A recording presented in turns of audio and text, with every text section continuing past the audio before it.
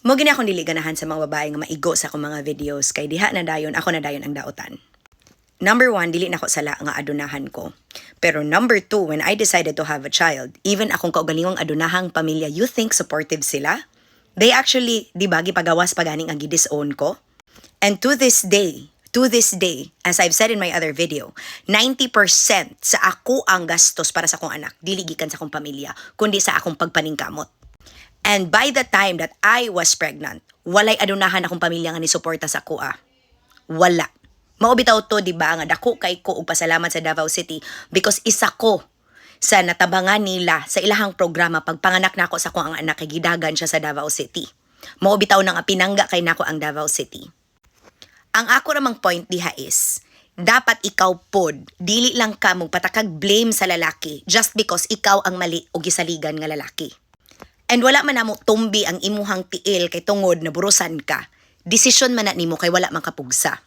Just the same way nga pwede mangyug ka, mugukod sa lalaki og sustento, dili nga i-post nimo siya because again, pwede pagikabalihon ana. Mao man gud nay nakalisod, no? Because dili mo ganahan storyahan mo, pero inyong mga desisyon inyong iplantad sa tibuok kalibutan para i-judge mo. And when I say something about it, especially when it's true, ako na dayon ang daotan. Para masayod mo, just because adunahan akong pamilya, it doesn't mean nga giangin-angin ako sila sa ako ang desisyon to have my son. Ever since my son was born, bisan isa ka pilo og diaper, wa nakahatag akong pamilya sa ako Yes, akong lola mo donol, pero again, balikon ako, dili na nako sala. Because akong anak, akong responsibilidad. Kasabot mo? Mo man gud nay nakadaot god kay makaingon na lang mo nga ingon anak mo duol gid sa laki kay wala may choice, na ay choice. There is always a choice. Just the same way nga naa po'y choice pag hubo na imong panty og nibilangkad ka.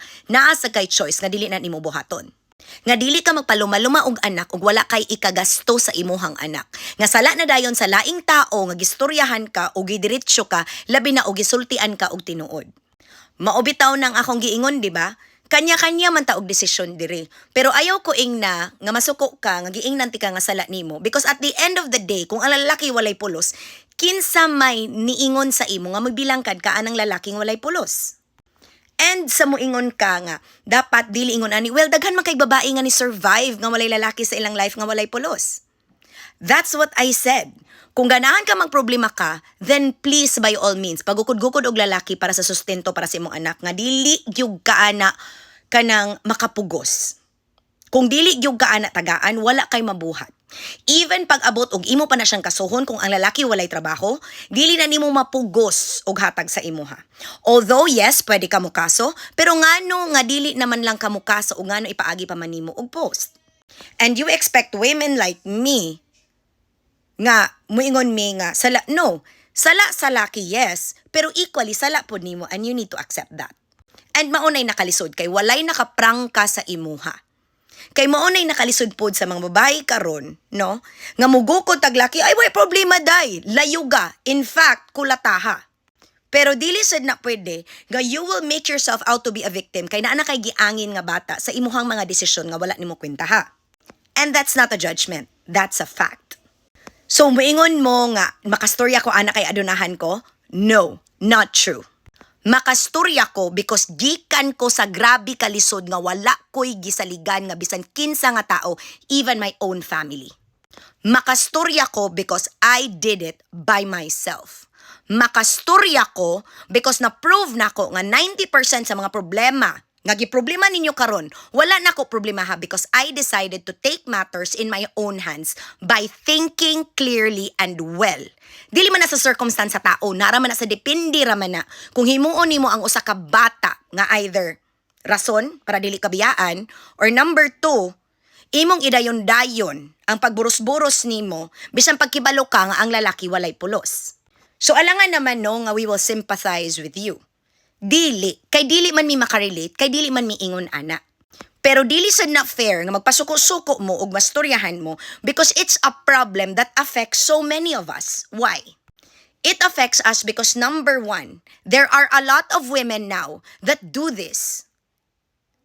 You make children, you raise children, but you cause stress to these children because of how you parent them. And it becomes a cycle. Kay unsay makita sa imong anak sa imuha, mauna ang ilaha pong buhaton sa ilang mga kinabuhi, whether you like it or not. And di po ka makaingon nga hala na anatanay ni tambag sa akoa og ingon ani, well, my own parents, di man mo ang tambag. My parents never wanted me to be a single mom. I decided that. Kay ako ang dili gusto maglisod. And mo ingon mo nga adunahan? Of course not. Ang mga adunahan nga mga ginikanan, gusto na nga magminyo ilang mga anak para dili madaot ang image. Ang mga adunahan nga pamilya, mga conservative na. Gusto nag-image o dapat minyo, ana-ana.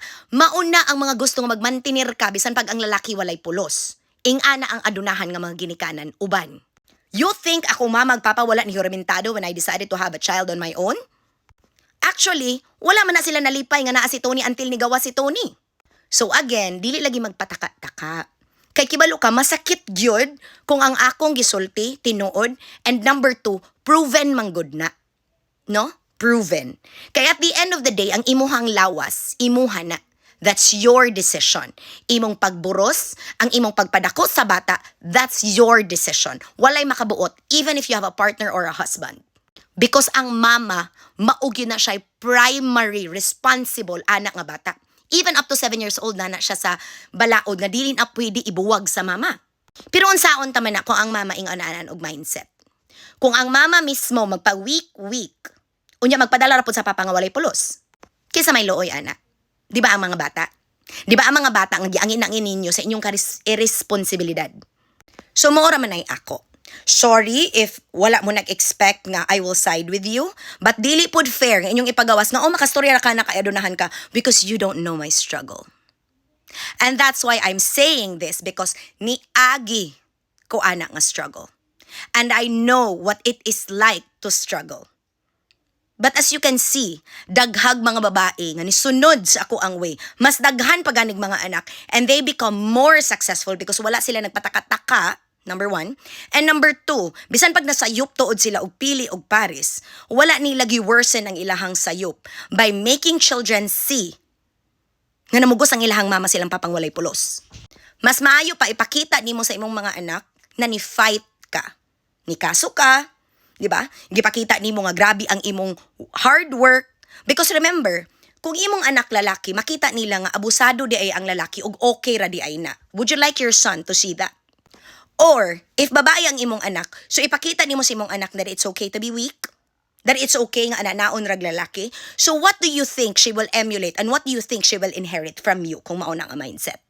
So again, I am sorry if gusto manggod mo manggod ay nakapangit sa generation karon. Gusto manggod mo nga spoon feed mo, gusto mo i-baby mo, gusto mo nga you are raised to be weak. And then sala na dayon sa mga taong strong. Sala na dayon sa mga taong komportable o kinabuhi, pero wala mo kibalo sa ilang struggle para mo abot sila ana nga comfort. So kung ako sa imo, don't take my advice. Don't take it. But at the same time, ayaw ka suko if prangka ko. Ayaw ka suko ug maigo ka sa akong gistorya because at the end of the day, asa man dapit diha nga mali ko. Asa man ang dapit diha nga gitudloan ti ka how to be strong and empowered. Not about being rich. Because to be rich is your effort. Dili sa laing tao. No amount of other people's money is going to make you wealthy unless you work hard yourself. Not even manifestations is going to make you rich without hard work, di ba? And again, dili po ko nimo ma-fault anak, kay bisan patudog komportable akong kinabuhi. And yes, I don't really need to work. I still do. Why? Because I have to show my son that women have to work hard to make the world a better place. I have to teach my son nga dili siya magpataka-taka og panunob og babay just because he was raised by a woman who is not only strong pero isulod siya sako kung magpabambuang siya babae nga gitarong siya. Pero again, you and I are not the same.